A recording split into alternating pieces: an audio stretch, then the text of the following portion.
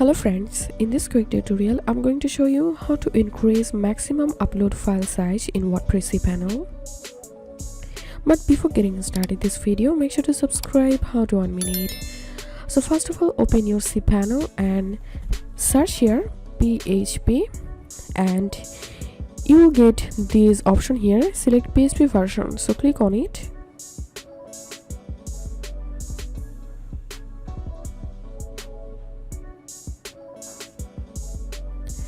And now click on options and scroll down, and then here we can see the option upload maximum file size.